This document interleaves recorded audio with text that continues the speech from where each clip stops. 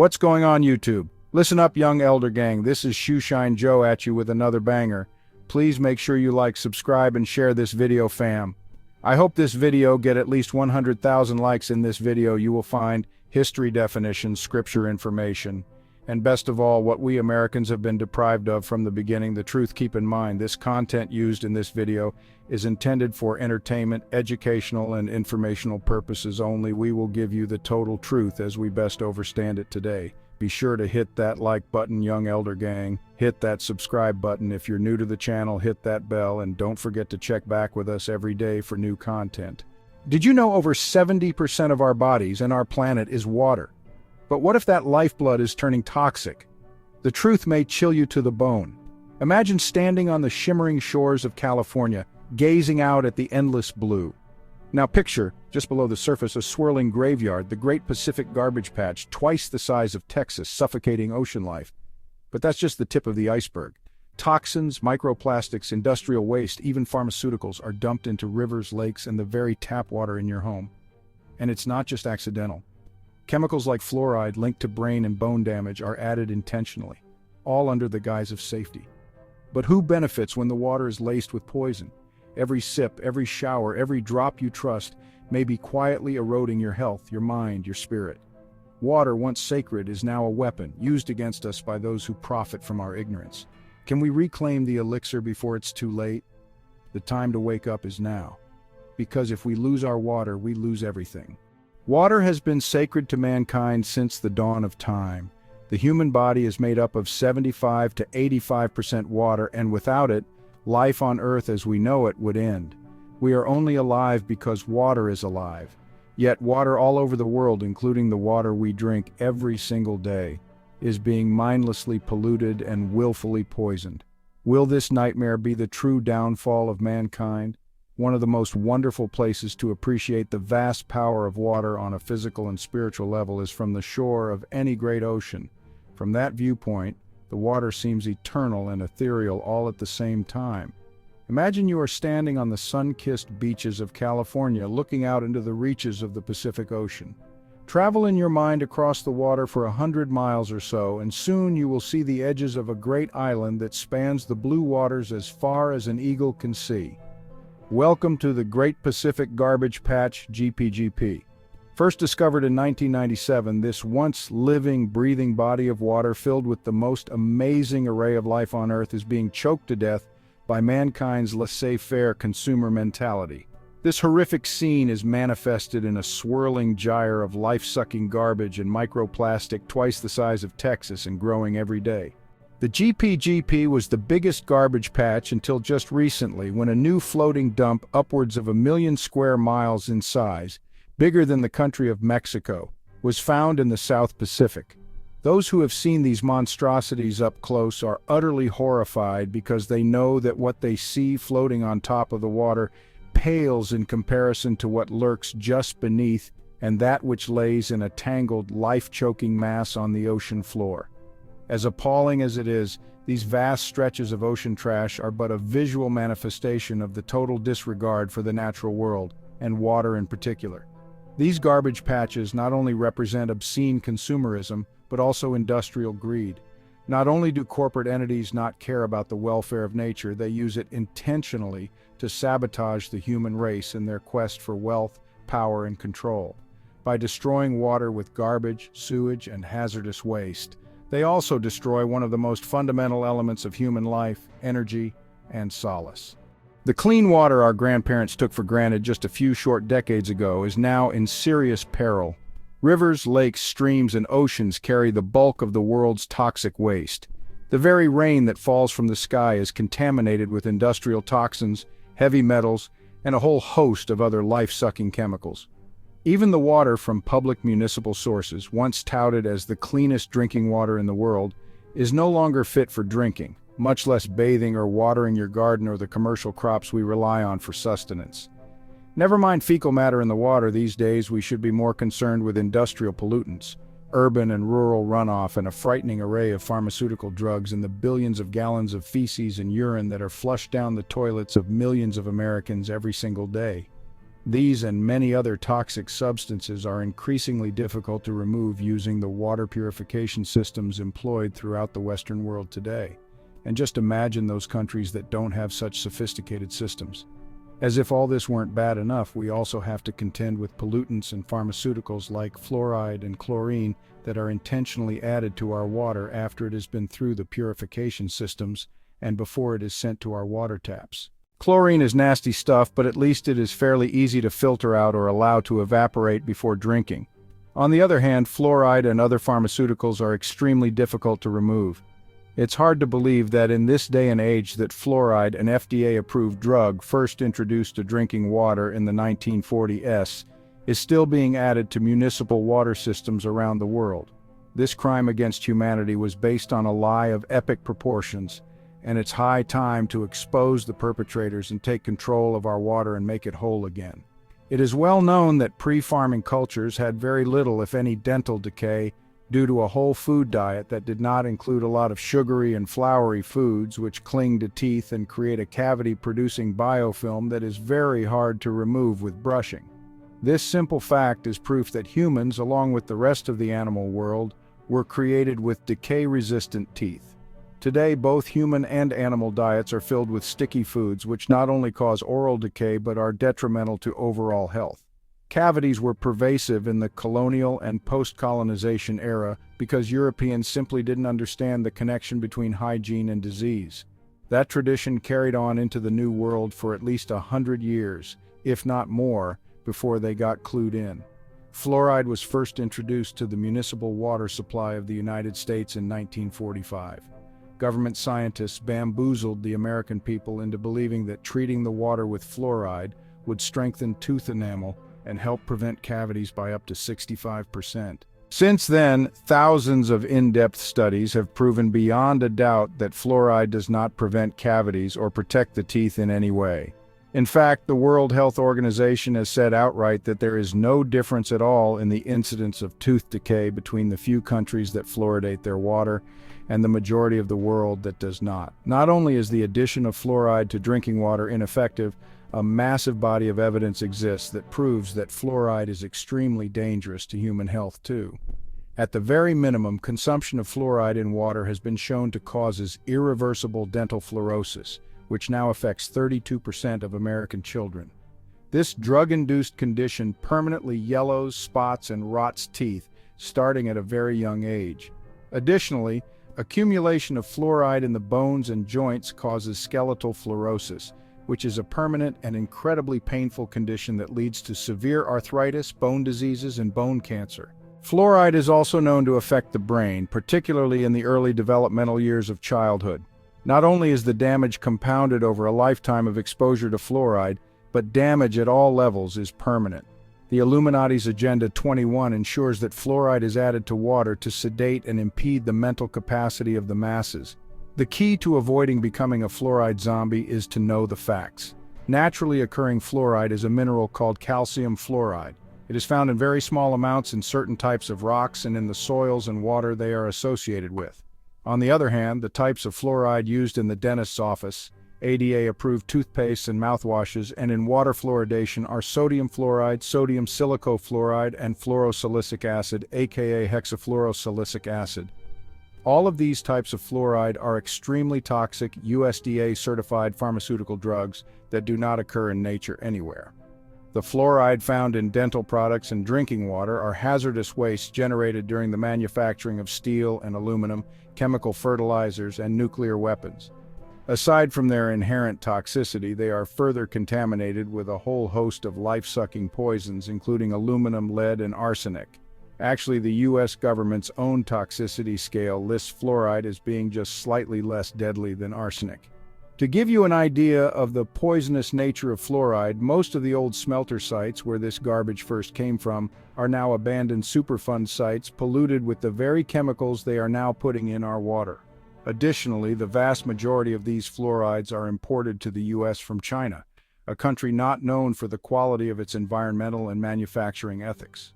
Brainwash proponents of fluoridation, primarily those in the incredibly lucrative dental industry, continue to repeat the Illuminati mantra like a broken record. Fluoride is a harmless mineral that naturally occurs in water, soil, and food. Blah, blah, blah.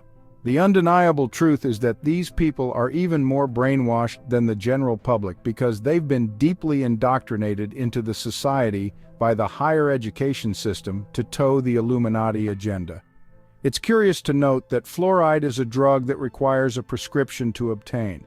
On every package of ADA and FDA-approved toothpaste and mouthwash is a warning not to swallow the product. If you do, you are advised to call the Poison Control Center. Yet this drug is freely administered for consumption in municipal water systems in the U.S. and many other countries. The toxic dose of toothpaste, for which it is advised to seek medical attention, is about the size of a pea. Yet the equivalent amount of fluoride is found in every 8 ounces. Glass of fluoridated tap or bottled water. Fluoridation of public drinking water began in 1939 when the Aluminum Company of America, Alcoa, the largest producer of aluminum in the world, and Dow, the largest chemical company in the world, decided to open manufacturing plants in Nazi Germany. Many manufacturers made this move at the start of World War II in order to take advantage of the old Kabbalistic expression, "War is business and business is good." The Nazis began using fluoride in the water to sedate the general population and make them more docile and malleable to the control of Hitler's Third Reich. Back in America, the same multinational corporations had been poisoning and killing plants, crops, livestock, and people via the toxic fluoride-laden ash emitted from their smokestacks, while the U.S. government manufactured and tested nuclear weapons by the dozens above ground. Declassified files from the Atomic Energy Commission and the Manhattan Project now prove without a doubt that fluoridation of the water began as a way to negate the liability for fluoride contamination caused by above-ground testing of nuclear weapons and the unregulated disposal of waste from aluminum smelters and similar manufacturing operations. Knowing the public would soon be knocking down their doors demanding answers, the elite cabal needed to come up with a way to blame the toxic side effects of their industries on something more benign and harder to detect. This would not only help get rid of some of their unprofitable waste byproducts, but it would turn the public's attention elsewhere while the responsible parties slipped off into a dark corner to count their money. Having done this sort of thing many times before, the conspirators knew the general public would balk at the idea of putting chemicals in their water. Early on, the American Dental Association, ADA, actually warned the public that the potentialities for harm in fluoridation far outweigh those for the good. This little setback led to the hiring of the master of subliminal mind control, Edwin L. Bernays, as the Illuminati public relations strategist. The nephew of Sigmund Freud, Bernays had an instant connection to the trusting public. In his book Propaganda, Bernays explains how he used Freudian theory to manipulate the public using what he called half-truths. A relatively small number of persons pull the wires which control the public mind, he boasted. Of course, Bernays knew full well the depth of his deception about fluoride and was proud of it. His campaign to brainwash the masses into consuming poison for the benefit of the elite class was his primary claim to fame as the original Doctor of Spin. When even that effort didn't sufficiently sway the public, the satanic Illuminati turned to the classic bait and switch, appointing Oscar R. Ewing, a prominent lawyer for the Rockefeller-controlled Alcoa, as the head of the Federal Security Agency. This little maneuver all but assured the fluoridation of public water systems would go ahead as planned, no matter what the people wanted. Fluoridation is the greatest case of scientific fraud of this century, if not of all time, said Robert Carton, Ph.D., and former EPA scientist in 1992. Fluoridation began as a way to camouflage and obfuscate responsibility for the contamination of water and earth by the industrial Illuminati war machine, but also as an intentional act to stunt and slow the brain development of future generations Hitler style. Today, the awake and conscious know fully well that fluoride calcifies and suffocates the pineal gland, a rice-sized organ located in the center of the brain just behind and above the pituitary gland. Modern humans didn't discover this gland until 1958, and even then they considered it to be a vestigial organ whose function ceased to exist during the course of our evolutionary history. Yet, ancient peoples somehow innately understood this part of the human brain and believed it to have mystical powers. Often referred to as the third eye, adopted as the all-seeing eye by the Illuminati, the pineal gland has long been considered to be the gateway between the physical and spiritual worlds. We still don't know everything there is to know about the brain, much less the pineal gland, but what we do know is vitally important. We know that the pineal gland produces certain hormones, including melatonin, which drives the human circadian rhythm. Melatonin's biggest role is in regulating the sleep-wake patterns that keep our brains and bodies healthy and energized. Melatonin is also believed to regulate female fertility cycles and protect our hearts from cardiovascular disease and our bodies from cancer. Fluoride is known to calcify the pineal gland, and calcified plaque in the brain is known to be connected to various forms of dementia, including Alzheimer's disease. From a spiritual perspective, damage to the pineal gland disrupts our connection to the oneness of the universe and our connection to God. This ultimately brings about impaired perceptions of reality, which leads to confusion, depression, anxiety, and a whole host of other mental and neurological disorders. The human body is approximately 75% water and the human brain 85% water. All forms of fluoride are more easily absorbed by the body in an aqueous state. Fluoride also bioaccumulates in the body and crosses the blood-brain barrier, something that most substances and drugs do not do, as a way to protect itself from foreign invaders. One crucial aspect of the Illuminati's Agenda 21 is to poison the elixir of life. This not only destroys humanity's connection to the physical and spiritual worlds, but also destroys their mental capacity to recognize the danger and sedates the drive needed to take control of the situation. Ancient cultures had an instinctive awe and reverence for water equally as a life source and a divine force. Many have likened water to a living being, treating it and all life on earth with the respect given to gods and elders. Today we mostly just dump stuff in it and flush it away to who cares where. We run it through pipes for convenience and send it back into the world full of chemicals, drugs, and trash. Then, after a quick run through the municipal sewage plant, which cannot and does not remove hormones, antidepressants, chemotherapy drugs, and other autoimmune disruptors and carcinogens, it is treated to a healthy dose of brain and bone-damaging chlorine and fluoride. Once back in the main water supply, some money-hungry slickster simply takes it from the fluoridated municipal taps and bottles it in flimsy plastic bottles polished off with a fancy label that says spring something or other. People pay good money for this tasty and convenient water, thinking that it's better to drink than tap water or corn syrup-laden soft drinks. They keep it handy at all times and give it to their children to drink, even after it has sat in a hot car for days, leaching plastic-based toxins like bisphenol A, BPA, into the biologically dead elixir and thus into our bodies. Of course, we love our water. We like to play in it, touch it, look at it, and admire its beauty. Some even feel more connected to the whole when in the presence of pure wild water. Yet the majority of modern culture no longer reveres water as a living, conscious being, giving it the respect and honor it deserves.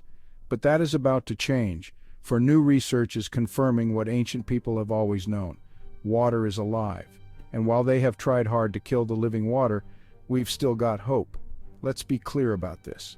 Water is not alive because it moves or stirs our souls. It is alive because it has its own memory and consciousness. Modern research on water memory didn't really get going until Dr. Masaru Emoto, a Japanese researcher and author, began working with vibrational energy, or what Emoto called Hado in Japanese. In fact, Emoto described his work as the intrinsic vibratory pattern at the atomic level in all matter, the smallest unit of energy. Its basis is the energy of human consciousness. Emoto had been energizing water by exposing it to different positive stimuli, including, but not limited to, healing spoken words and beautiful music. The vibrations of these sounds energized the water, which he then used to effectively heal people. When his practice was brought into question, Emoto set out to prove that human consciousness directly influenced water's ability to heal. He did this by taking photos of ice crystals made from the water he worked with. In his now famous experiment, Emoto took regular water from a single source and divided it into two separate containers. One container had a positive word like love shown to it or spoken to it, while the other received a negative word like hate. Drops of water from each container was then flash frozen, observed, and photographed. The ice crystals that formed from the same exact water source but exposed to different words were remarkably unique from one another. The water exposed to a positive word had beautifully structured crystals, while those exposed to negative words were distorted, chaotic, and sometimes even ugly. He exposed water to all kinds of stimuli, from beautiful classical music to rock and roll, from words being spoken to it to ignoring it altogether. The results were consistent. Positive, peaceful, and beautiful thoughts, words, sounds, images, emotions, and other stimuli produced beautifully unique ice crystals, while their negative counterparts did not. Since then, researchers around the world have replicated and confirmed Emoto's experiments and findings and taken them many steps further. A laboratory in Israel recently used a similar protocol to Emoto's, but this time the water was dropped onto glass slides by different people. Each person made the same number of water drops on a glass slide. The drops were allowed to dry and then photographed using a dark field microscope. Each person's set of drops were exactly the same as one another, yet completely distinct from the other people's drops, much like fingerprints. Not unlike Emoto's ice crystals, each person's dried drops had unique circular structures. The researchers applied the same technique in many more unique experiments, all of which pointed to the conclusion that water not only had memory, but could quite literally connect, mirror, and replicate anything it touched on a molecular level never seen before. The revelationary documentary Water Memory 2014 begins with the statement, "Water has the ability to reproduce the properties of any substance it once contained." The study being discussed and shown in this epic work was begun by Nobel Prize laureate Professor Luc Montagnier.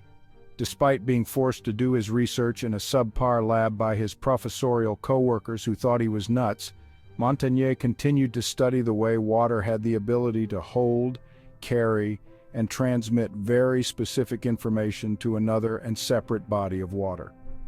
After Montagnier's death, his friend and colleague Professor Giuseppe Vitiello picked up where Montagnier had left off. Among other things, the two proved that water, having been purified of all matter, physically had the ability to create DNA strands merely by listening to a recording of water that had been inoculated with that exact DNA halfway around the world. A pure jar of water literally created an exact duplicate strand of DNA out of nothing but sound. Our molecularly intimate physical and spiritual connection to water and sound are the driving force of all life on Earth. If 75% of the human body is comprised of water and 85% of the brain is water, then water truly is the elixir of life. And if water has the ability to remember, reflect, and reproduce both life and emotions like love, it also has the ability to do the same for hate and death. This is something that the Kabbalistic purveyors of dualistic spirituality and social Darwinian theories of intelligence and superiority have tried to do for thousands of years. In a slow and insidious creep, this elite form of fascist eugenics is being used to fulfill the Illuminati's Agenda 21 for a New World Order reduction in the population. Their weapons of choice are not necessarily those of outright war, but more subtle tactics intended to divide, conquer, and cull using any means necessary. Fluoride, arsenic, aluminum, cadmium, lead, and a whole host of neurodamaging bisphenol and bisphenol A, which are found in plastic bottles, baby bottles, plastic food bags, food storage containers, and in the linings of canned foods. They are also found in chemicals used for dry cleaning, household cleaners, detergents, and sanitizers, and in the plasticized inks on store receipts and in pretty much all commercial cosmetics, deodorants, and body products, including shampoos, deodorants, and lotions. Once we consume these products, they and their toxic containers wind up in landfills, rivers, streams, and oceans like the Great Pacific Garbage Patch, where they continue to leach toxins into the elixir, killing the water and everything that relies on it for life, like us. For many decades now, the powers that be have known about the toxicity of these and many other industrial chemicals. Yet we, the people, are just beginning to understand exactly how they affect the human brain and body. Those that affect the brain tend to mimic Alzheimer's and dementia, causing memory loss, brain fog, fatigue, insomnia, irritability, headaches, reduced fertility in men and women, and permanent damage on the cellular level. They disrupt our body's immune system from functioning correctly, resulting in autoimmune disorders, which have been rising to levels never seen before in human history. Still others cause cancer, organ failure, and general maladies like depression, chronic anxiety, insomnia, pain, inflammation, and more. Most of the disease-like symptoms are actually forms of brain damage and cellular dysfunction at the DNA level.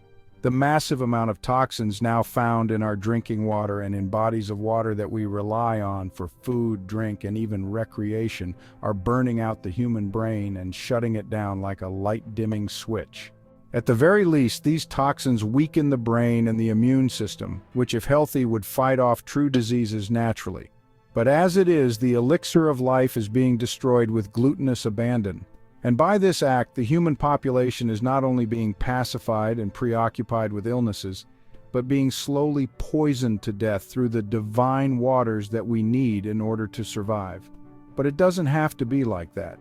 Those who have had the cosmic fortune of having a true spiritual experience or revelation fully understands that consciousness exists on many planes. If you believe in a higher power, then you also believe that everything is one and one is nothing without everything. Indeed, researchers have begun to move from the idea of fission, which is the separation of principles to generate energy, to fusion, the bringing together of principles to generate energy. Only recently have researchers discovered that this simple understanding of reality will allow mankind to tap into a source of waste-free, open-source energy that can free humanity from our current bondage to wasteful and polluting sources of energy and help us tap into less toxic ways to make and package products. One of my sheroes, Vandana Shiva, speaks eloquently about violence and the homogenization of culture in Satish Kumar's deeply moving book, You Are, Therefore I Am. In it, she says, rural people knew how to use the abundantly available nutrients of the forest plants, and the knowledge was handed down to them from generation to generation. But now that knowledge is fast disappearing under the influence of monocrops and factory-made synthetic medicine. I call it monoculture of the mind.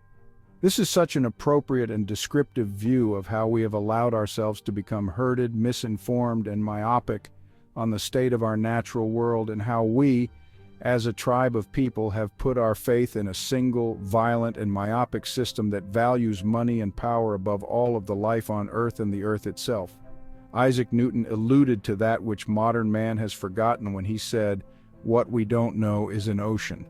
As of yet, we don't know everything about the ocean and water in general, but we are relearning what the Creator taught us in the beginning, and that means respect for all of creation. To change things for the better, we must increase the diversity of our information sources, open our hearts and minds, look beyond the corporate lies, and have faith in the instinctive knowledge of ourselves and the beautiful garden we were given. With this in mind, we must turn our attention to the holy water that is the true elixir of life. Think of what Emoto and others did when they turned loving energy towards water. We can do that on a grand scale. There are other ways to use the memory of water to help heal water around the globe. It's called restructured water, and the science of this is as fascinating as it is helpful. By introducing pure, clean, wild water to damaged, diseased, and dead water, the structure of the dead water is restored to life. I know this may sound a bit hokey, but check it out. It's being done now with amazing results. But there is no time to lose. We must act now if we are to stop the Illuminati Agenda 21 elite from killing us with the thing we need the most. We can heal the God-given elixir of planet Earth, and all life can truly flourish once again.